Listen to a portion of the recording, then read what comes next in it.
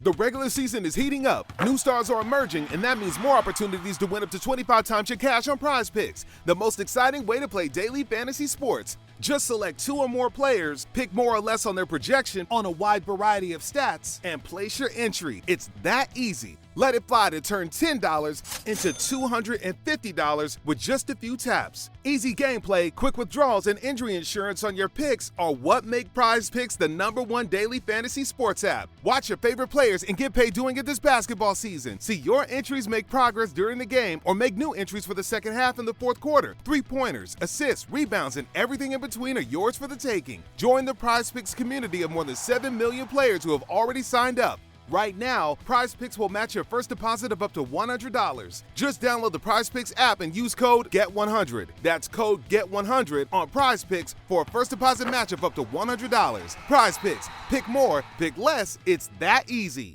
So our podcast is called Right and Wrong. Are these your notes? These Are these your notes about what we're going to say? That's a really good question. The sculptor doesn't put their slab of clay or whatever on their plinth and then start doing the eyelashes. Yeah. You know what I mean? It's like gushing over your back. What's first for everything? This is it, guys. The big secret to getting published is you have to write a good book. You heard it here first. Hello, and welcome back to the Right and Wrong podcast. I'm Jamie, and joining me today is Marjacq Literary's very own Diana Beaumont. Hello, Diana. Welcome to the show. Hello, Jamie. Thank you so much for having me. Oh, I'm excited to have you on. We had a few technical difficulties beforehand, but we made it in the end. We did with gentle coaxing and a lot of patience. Thank you. No problem. I'm just glad that you're here. And I thought we'd start off by talking about, you've been in publishing for quite a few years now. I have far more years than I care to remember. But actually, it's a really interesting industry to be a part of. Oh, for sure. Yeah. And I thought what better place to start than your publishing origin story. So when was it that you decided you wanted to work in this industry? Well, that is such a good question. And I think about that sometimes, especially when I see all these incredibly focused young people wanting to do work experience and placements when they're about 12. So basically, I didn't have a clue. I read English like a lot of us. Mm-hmm. I knew I didn't want to do the kind of serious milk round kind of jobs. I didn't want to be an accountant. I can just about add up. And I love books. So I left university without a clue. And back in those days, it was before the internet. And actually, I am old enough to have written my first job applications by hand. I've got a few of them sort of knocking around in my best, neatest writing in ink. Now I sound about 100. But so when I left, what happened was, if you wanted a job in the media, and I thought media was about right, reflected my interests, you looked in The Guardian on a Monday and it had a whole listing of media jobs. And so the first job I ever got, just to show you how not sorted I was it had media sales. So I thought, it's media, and I applied for it.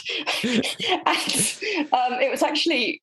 me and the other girl were basically sacked after a couple of weeks. And, pretty much because I was so hopeless. We were talking about tech just now. And it was in the days where we had to talk about, I was trying to sell some kind of tech product to people. Mm-hmm. And I literally didn't know the difference between a hard disk and a floppy disk, which was the thing at the time. And so I think they found me out. But it was probably a blessing in that it forced me to work out what I did want to do. And I had a very short time on working on this magazine, Scallywag, which at the time was trying to bring down the major governments. But as they only really paid in beer and the odd tenner, I realised it probably wasn't sustainable. So I kind of I lurched from one thing to another. I thought about, what do I like? I worked actually for a part work company, which I really loved for about 6 months. And, those magazines you get and you collect them in a free binder. Well, it was that. And I had to do research on dinosaurs or on great works of literature and do a little summary. That's cool. And actually, I really enjoyed it. I remember one for Camus, and I put, set in sun-drenched Algeria, a guy, murders someone. Anyway, it was really silly, but kind of fun. And then I thought art, I'd always been interested in art, worked for the Contemporary Art Society. And again, after a while, we had the luxury back then. I mean, we're talking about the sort of early-ish 90s, that you could move relatively easily from job to job. It didn't necessarily feel like that. I think it's a lot more competitive. Yeah. A lot less flexible now. So that's something I'm really grateful for. So I could kind of feel my way. But then I thought, no, books. Got a job at Thames and Hudson, where I was an editorial secretary and had to type things in triplicate. It was interesting in some ways, but I was in the sort of editing department, and I wasn't enough of an art geek. I'm more of a sort of generalist and enthusiast, if you like. And so I stayed there for probably too long. Advice to anyone in the industry, you don't have to stay that long. I stayed about 2 years. And then I really thought that I love books, but my first love was kind of fiction. Although, I love nonfiction too, but it was always the books that I'd read that really stayed with me. And that's where my passion lay. So I got a job as an editorial assistant at Hodder and Stoughton, where I worked for a couple of years and learned a huge amount. There was a lot of filing. It wasn't all paperless back then, and I was terrible. I used to get in trouble for not. I was told once I couldn't go on holiday till I finished the filing. I knew where everything was in the towering pile, but no one else was. But what I learned there from my boss, who was very smart, super efficient, more efficient than I am. I mean, I am efficient, but she was just literally the most organized person in the world. But what I learned was about the world of smart commercial publishing. And, she acquired fiction, and gradually I started to edit. I was able to look after some of the books, and you learn on the job. There was never any formal training, which is quite terrifying. There was the odd course that we did, but it's a sort of job where you just have to sort of somehow imbibe it and learn it, and, can make mistakes. But it also taught me, I guess, I had my degree from Oxford, fancy pants. And, I read everything and anything, like probably a lot of your listeners, from sort of Lace by Shirley Conran, Under the Covers, to, the classics. I just devoured everything I could get. I'd always been a passionate reader. But it also taught me, I suppose, that people who were so-called commercial writers as opposed to so-called literary writers could be, really accomplished, talented, effective storytellers. And, there is still kind of prejudice against so-called entertainment, and it's sort of looked down on and can sometimes be dismissed, even though there are people who I think, are at genius level, like Marion Keyes, who in her so-called sort of romantic women's-y novels actually wrote, will write about alcoholism, will write about, people at the very extremes of their life, but with this sort of humor and compassion and empathy, but also acknowledging the darkness. So it taught me a lot. And after that, I applied for a job at Transworld and became a commissioning editor there for about 8 years, I think. Oh, okay. And I commissioned fiction and nonfiction, which sort of reflects my taste as an agent now, really, that, I love both. And you choose the things I really want to work on. And it's taken me some years to sort of refine that.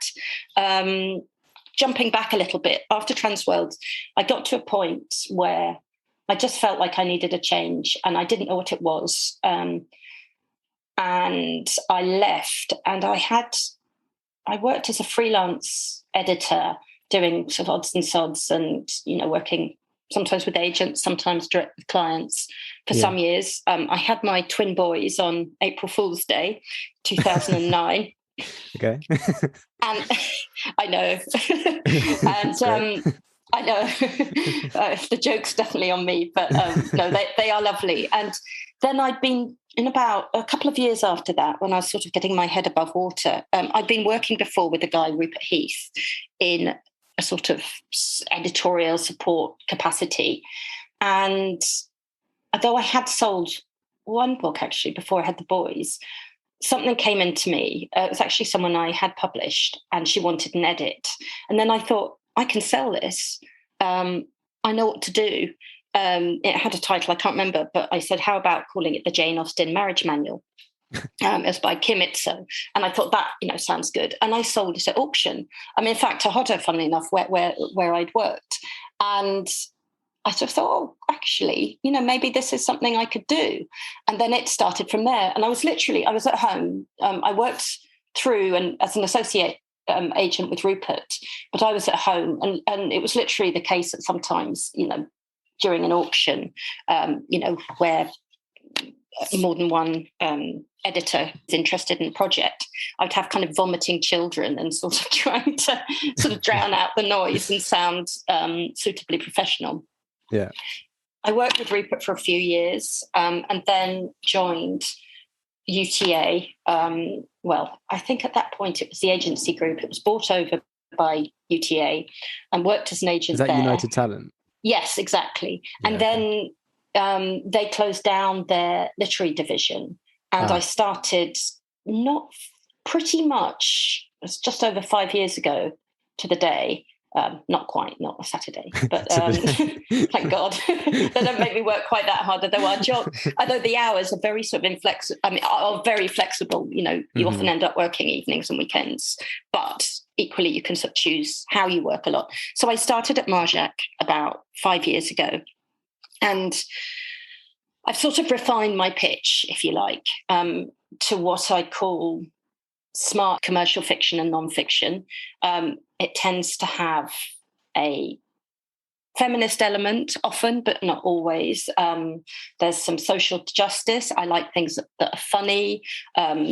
I'm actively looking to work with more underrepresented writers interested in the project. I'd have kind of vomiting children and sort of trying to sort of drown out the noise and sound suitably professional. Yeah. I worked with Rupert for a few years and then joined UTA. I think at that point it was the agency group. It was bought over by UTA and worked as an agent there. Is that United Talent? Yes, exactly. Yeah, and then they closed down their literary division, and I started it's just over 5 years ago to the day. Not quite, not a Saturday, but thank God they don't make me work quite that hard. Although the hours are very sort of inflexible. Are very flexible. You often end up working evenings and weekends, but equally you can sort of choose how you work a lot. So I started at Marjacq about 5 years ago, and I've sort of refined my pitch, if you like, to what I call smart literary commercial fiction and non-fiction. It tends to have a feminist element often, but not always. There's some social justice. I like things that are funny. I'm actively looking to work with more underrepresented writers, involved with the editing process. There are so many elements to being an agent, which are really interesting. The sort of deal making and the sort of the career management, contract negotiation, looking after, making sure the royalties, the foreign rights, all those elements are looked after on behalf of the author. But I think the thing that really excites me is being there at the very genesis of a project, and that can be different. That can be, for example, there's a book, Lily's Promise, which came out last year, which is something I'm truly honoured and proud to have worked on. It's by, she's now 98, a Holocaust survivor, Lily Ebert, and was written with her great-grandson, who's now 18, Dov Foreman. And a guy I've worked with, Andrew Roach, who has an agency that tends to represent people with disabilities, deaf, neurodivergent, and so forth. He said, look, I heard them on the Today programme. I think there might be something in there. And I listened.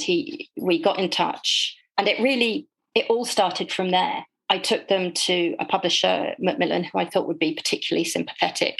And so we all worked together in the way that I really love to do, in a collaborative way, thinking about what the book needed to be, how the story would work, the title, sort of every step of the way. And, much to my delight, the book did really, really well. And it got a couple of times to number one of all the books on Amazon and the Sunday Times bestseller list. And for Lily, it was a dream. Back in Auschwitz, she promised if she ever got out, she would tell the world. And at 97, when I first got in touch with her, she thought it was probably getting a bit late and it wouldn't happen, but it has happened. And just this week on Holocaust Memorial Day, it shot up the charts to number 2. So that was something really, really special. And where I was very much involved from the start. Other projects, often novels, they come in finished. Well, when I say finished, that's sort of in inverted commas. There's usually, there's work to be done. Stage one finished, exactly. Where at that point when the author just thinks, I've got to let this go now. I've spent so long, it's time. I'm going to be brave and put it out there into the world. And of course, I will then have my views, and editor will have their views. But I still really enjoy that process of giving editorial input, and the amount depends on the project. Sometimes you can go through a good number of drafts before I send it out to editors. Sometimes something is pretty polished. And what's really interesting is I had an example recently with one particular client who I have just taken on. She spoke to 2 agents, and they both wanted the book to go in very different directions. One, something sort of darker and deeper. It's set in Victorian times. And I liked that it had this wonderful effervescent humour and wanted to keep that humour, but to, yes, add some sort of depth and shade to it. But at the same time, it's so subjective is what I'm saying. And whilst you can have a knowledge of the market, and we all try and keep up to date with what's happening in the book market, what books are working, also with the editors, what they're looking for. So much of it is a kind of instinct, and sometimes, just a passion. There was one book, it was called The Marrying of Honey Kaufman by Eve Harris, and I sent it to 42 different editors who all said no. And in the end, a small but mighty Scottish press, Sandstone, took it on, and it got longlisted for the Booker Prize and sold in lots of territories and did really well. And I kept on saying to her, when we got another no, or it's too small, or we've read enough Jewish books, or we've read enough this and that. And I kept on saying to her, I just would say, I'm sorry, but they're all mad. They're wrong. But it's, sometimes things come more easily, and sometimes it takes a long time. It's a sort of, a leap of faith for both of us. It's so much of this business is actually collaborative. It can often feel unequal, especially if you're a sort of a newbie writer, because getting an agent is one of the dreams. And, you can feel, oh my God, my agent, but actually you're equal partners. I can't do this without the writers. We need you. And it's about a sort of, a communication and collaboration. And that's how I like to work with publishers, in a very collaborative way. I mean, sometimes I have to get really cross if I feel something is wrong. And apparently I can be scary sometimes, which pleases me. But only if I feel I have to be, because I would far rather we all kind of work together to try and make things work. And Yeah. Well, I mean, speaking of stage ones, I always like to reiterate that getting an agent, whilst it might seem like the greatest thing in the world at the time for first-time authors, that is also still stage one. You as the agent and the author have to work together to now get the editor, get the publisher all involved. You're absolutely right. I mean, there are so many stages, and it can be a roller coaster. I'm sure many of your listeners will be aware that, as agents, we're taking a risk in some ways, but it's also a leap of faith because we believe in you and the writers. But it's very tough because you can get an agent and sometimes they don't sell the book. And with the best will in the world and with all the passion, it just doesn't land. And that's horrible. It's horrible for me. It's horrible for the author. And rejection is very, very hard. And, rejection comes all the way along and the whole process, but also, many highs and excitement. So if you do place that novel with a publisher, that's obviously an absolute huge hurdle. You get it past the acquisitions meeting. And you know what? We hear about the mega deals all the time. The one that's, sold for £1 billion and then, sold 8 trillion billion copies. And they are few and far between. Most people are slogging away and it's hard. And there's the wonderful moments, that great review or the endorsement, or you find that, Waterstones are taking a lot of copies. But it's up and down. And even people who you would look at from the outside, they all have their moments of insecurities of thinking, why am I doing this? This is really hard. And I suppose part of my job is helping them to keep the faith and to sort of believe in what they're doing, and to celebrate. I think it's really important to celebrate the wins and the good times and to sort of allow yourself a pat on the back. But sometimes also to talk people through the rougher times, because it's pretty obvious, but most of the time writers are sitting alone in a room. They have no feedback. They might have, other readers or writing groups or other people they can talk to, but essentially it's a lonely, necessarily sort of a lone process, if that makes sense. Yeah, definitely. And so for someone to be able to talk to you about the characters and so forth is really difficult. But yes, there are a lot of hurdles, and I'm aware and very mindful of that. Mm-hmm. Yeah. Well, while we're talking about that, while we're on the subject, submissions, you are, so it's the 29th of January, 2022, and you are currently closed to submissions. Yes. Shall I tell you why? I'd love to hear why. Tell us why. I'll tell you why. And I can't give you a clear answer as to when I'll be open, but I will be as straightforward and honest as I can. I think it's just been during the pandemic, the volume of work, having on and off the aforementioned April Fool's boys are now nearly teenagers, and they were working from home a lot of the time. There were a lot of stresses. I've managed to have COVID twice, and I just couldn't do it. I couldn't find the time to read the many, many submissions that come in and feel that I'm doing a proper job for my existing clients and giving them the best of my time. I think that's, it's as simple as that. There will be a time, hopefully come spring, when I can open up again. And I've been closed for longer than I planned. But again, I think I said to you before, I sort of knocked out with COVID and pneumonia and God knows what. And that really sort of took a couple of months. So I just I always want to be accessible. And I know it's really frustrating for writers when they feel, Christ, I can't even send them an email. I can't even submit my work. But all I can say is I am planning to be open again. I feel like I always say this, I'm nearly on top of everything. I've nearly read everything. and then suddenly, 2 people deliver or, something happens. And I'm like, well, I'm nearly finished. It never really stops in some ways, but I think I have got through the bulk of it. So that's about as candid as I can be, really. Well, it seems very reasonable. We all have to take some time off every now and again. And you're not even taking full time off. You're just taking a small part of your job time off. That's exactly it. That's exactly it. I think it's just the sheer volume and sort of giving people, the time and so forth. And that's always a battle because you want those new voices. Of course you do. And yes, I mentioned that I took someone on, and that was sort of really annoy some people, but it was via a client who'd worked with her some years ago. But I don't want it just to be a cliquey thing. And whilst I love that particular book, I do want to be able to open up again. So watch this space. Watch this space. And the best place to check is the website. It's the website. Be updated. Yeah, okay, absolutely. Absolutely.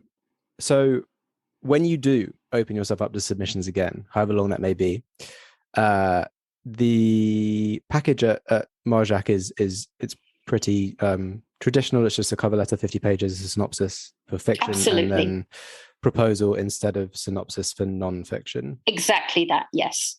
Do you also ask for the 50 pages for non-fiction, or is it just the proposal and the cover letter?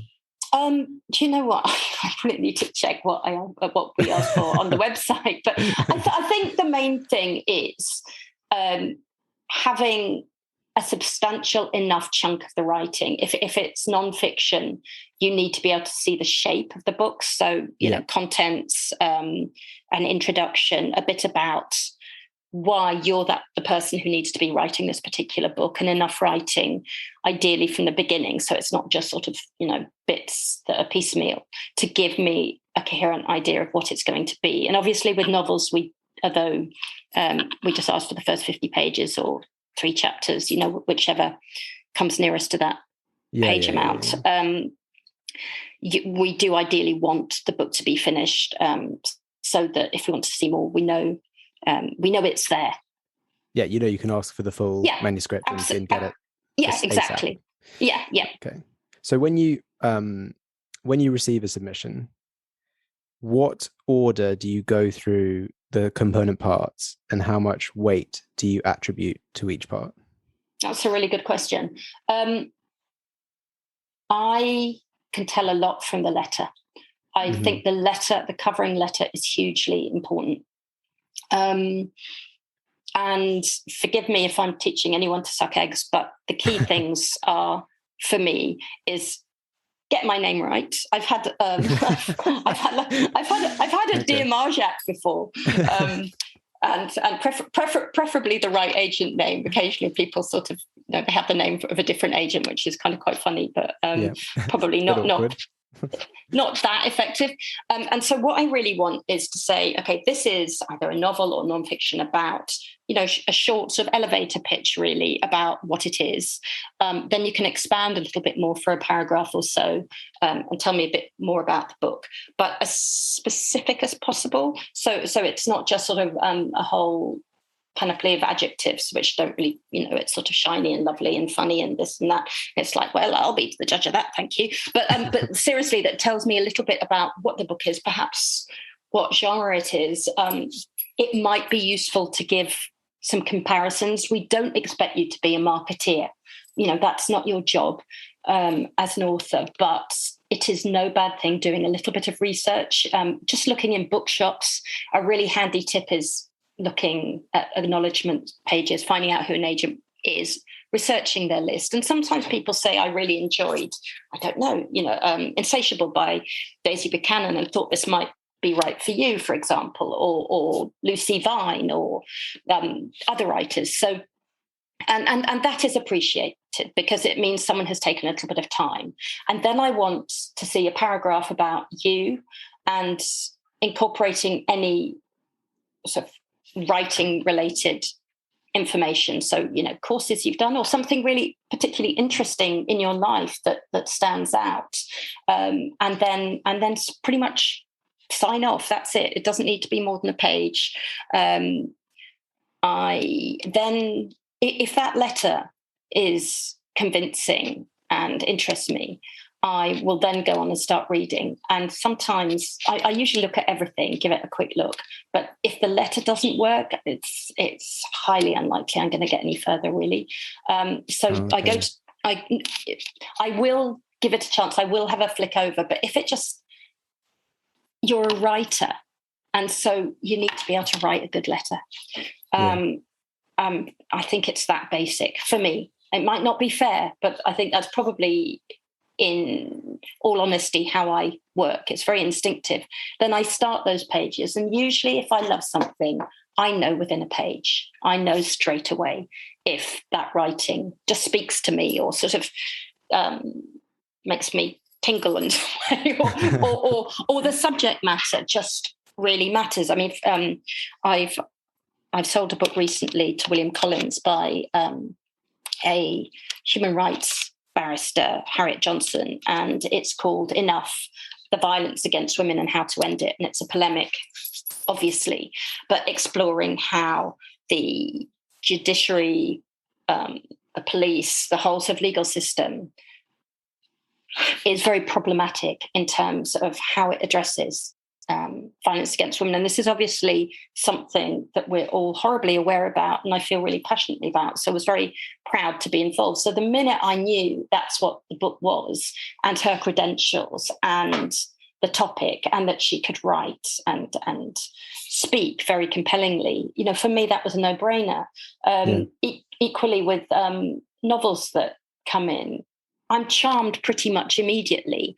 And sometimes it can be that, yes, I love the writing, but I don't know personally how I'm going to pitch this, how I'm going to edit it, quite how I would describe it to editors, place it in the market. So there are some things that come in that might be of great value, that might be really well done, but I'm just not the right fit. I talked about adding value. I think that's really important. And in finding an agent, it's a luxury having a choice. I fully appreciate that. But if you do have a choice, think about someone who you really feel comfortable working with, who you don't necessarily feel intimidated by, and that you can see as being a sort of comrade as you continue through your writing journey. So, and sometimes I'm not the best person. And editors feel like that sometimes when I send things. They'll say, look, I really like this, but I just couldn't figure out how I would go about publishing it. So it is a subjective business at heart, and that can feel tough and unfair. Yes, there's a lot of talk about comparisons, about looking at the market and costings from the publishers. How many do we think we could sell? But some of it comes down to sort of educated guesses and passion. And I really do. I can say this, that I don't take anything on that I don't feel strongly and passionately about, because you have to fight for it all the way along. We talked about all those hurdles. And if you haven't got that sort of feeling in the first place, when there may be rejections along the way, it's too hard not to. I don't want to just necessarily make a quick buck. I think probably when I first started out as an agent, I'd sort of take on this project or that project. I thought, I need to sell it. I need to start making money. And it's not that I was less discerning. That would be completely unfair. But it was far more eclectic and just opportunistic, if you like, because I needed to. I needed to build up my list. And now that I have evolved, I suppose, and it's been 10 years, this year or actually last year since I became an agent, I think I've found my rhythm, if you like. I know what I'm good at. I know the kind of, I love reading, I hate these sort of limiting terms sometimes, but, more literary novels, but I'm not necessarily that good at working on them. So other people can do that better than I can. There are certain genres where, I don't feel particularly knowledgeable about. Other people can do that better, but there are certain things, yes, I feel I really can do something well. Yeah, I mean, there's absolutely no reason why an agent or an editor can't be amazing at working on nonfiction, but then in their free time love to read fantasy, Yeah, absolutely. And I think a lot of us are like that. We're all readers, and really we're kind of magpies. You saw lots of shiny silver things. Oh, I want to read that, and I want to read that, and I want to read that. Yeah. You said it yourself when the growth is evident, that you said you finally kind of narrowed down your pitch and it feels right for you, and you've kind of figured out the very specific things that you like and are looking for as an agent. Yes. Yeah. Yeah. I mean, very much so. And as you also said, it's a very tricky business to break into, even at the best of times. And at the moment, it feels especially hard. What advice would you give to people who are querying their manuscripts at the moment? I think, it is so tough. It's so tough. I mean, to keep on going, and that can be the hardest thing in the world sometimes, I know. But I think if you also find some support, we talked about some people have writers groups or others that they can talk to. So you can just sort of buoy each other up sometimes. Have a look for agents who are starting out. I think that's a really good tip, because they are looking to build their lists. They need new writers. As I said before, I can't stress enough, we can't exist without you, the writers. We are nothing without you. So we need you. It's symbiotic in hopefully a really good way. So I think also, there are lots of courses which can provide access to agents. I hate to think it's ever something you have to pay for or feel that you have to pay for, because that makes me quite uncomfortable in some ways. I think it's great that those opportunities are there, but not everyone is in a position to be able to afford that, although I think some schemes do provide bursaries for people who might not be able to manage that. So that is obviously one way of bypassing, I suppose, a step, because often, you can have one-to-ones with agents. I think one of the good things about the pandemic is the sort of hybridization, if you like, of events and so forth. So you can actually, you don't have to travel around the country to a literary festival. And agents do sometimes go to festivals and events and give talks. So listen to what they're looking for, take advice. As I said, it's the young ones. I'm not necessarily young in terms of age. I didn't start agenting until I was... not a spring chicken, but although I am obviously perpetually young, and I even dressed up. I like to think I feel quite groovy. I dressed up for this today, even though nobody can see me. We can imagine you now. Yes, I'm wearing my new, I got it in the sale, a very smart black jacket and a white t-shirt with kind of graffiti on it and my red lipstick. So I feel, I'm young at heart. So, definitely. Why have I told you this? Why am I telling you this? But anyway, so I think that's probably the best advice I can give you. And also, there are ways of there are small presses you can go direct to. There are, sometimes people even become really innovative. They set up their own thing, with friends, that they, creative outlets, opportunities. There are opportunities. I'm not saying it's easy, but just sending all the encouragement that I can.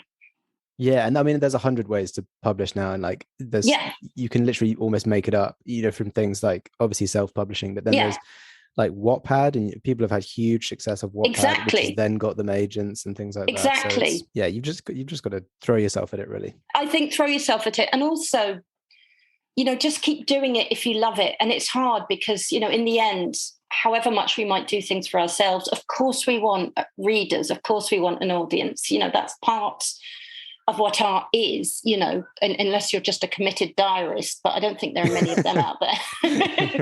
Like, you can see all this when I'm dead. But most of us, we want that. We want that feedback. We want to feel that someone is reading and someone cares. That's what we're all doing it for in the end, isn't it? That's what it's about. To share our stories and maybe touch someone else. And touch someone else, and exactly that. And I think it's so fundamental. And I think about that a lot, about this need we have for stories and how fundamental it is and why that is. And obviously I can't give all the answers, but from the sort of ancient times, it's been a part of us, and we need to share that. We need to communicate with others, touch others, educate others, challenge, amuse, entertain, frighten, all those things. That's a great way to round off our interview here. And that brings us to the final question, which is, Diana, if you were stranded on a desert island with a single book, which book would it be? Jamie, what have you done to me with this question? You dropped that in before Christmas, and I have been mulling on it ever since. So this was my thought process: is like, do we get the Bible and Shakespeare, or are you just no?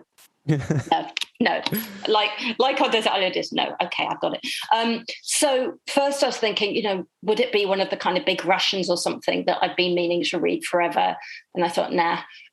Then something funny like Cold Comfort Farm, which is one of those books which always makes me laugh and would feel better because I'd feel lonely sometimes. But I'm afraid I ditched that as well. And then I got to Jane Eyre and I settled on it. And the reason I did was that it's a book that I've read a number of times over the years, first as a teenager, then perhaps in my 20s, and then I read it just a few years ago. And every time, every sort of stage in my life, I had a slightly different perspective. And there's so much richness in the writing and so much sort of imaginative detail that I think I would always find something new. And there would be something comforting in sort of almost revisiting the past me and where I was, if that makes sense. And also just, it would also fuel the imagination. One of my favourite books is The Wide Sargasso Sea by Jean Rhys, which was obviously inspired by Blanche, the so-called madwoman in the attic. And I recently saw an exhibition of Paul Arago etchings and illustrations, and some of them were for Jane Eyre. There's this beautiful, beautiful one of Jane, and she had her back to us looking out of a window. And so I thought there is so much rich possibility there that'll do me. Yeah. Well, it's a great answer. We all love a bit of Charlotte Bronte. We all do. Yeah. Amazing. Brilliant. Well, thank you so much for coming on the podcast and chatting with me and sharing your experience with me and everyone listening. Thank you so much. I've really enjoyed it, and I'm really grateful to you for having me on here and for all of you who put up with me. It's been my absolute pleasure. And for everyone listening, if you want to keep up with what Diana's doing, you can follow her on Twitter at Diana_Beaumont. You can follow the agency Marjacq on Twitter at Marjacq Scripts. Marjacq is spelled Marjacq, in case you're just listening to this and not reading it. And if you're planning to submit to Diana or anyone at the agency, make sure to head over to the website, check that they are open to submissions. Diana is currently not, as of February 2022. And make sure you double check the guidelines before you fire off those queries, because you might fall at the first hurdle. And make sure you don't miss an episode of this podcast. Follow us on Twitter at Right and Wrong UK and on Instagram at Right and Wrong Podcast. Huge thanks for Diana for joining me today, and everyone listening. We'll see you on the next one.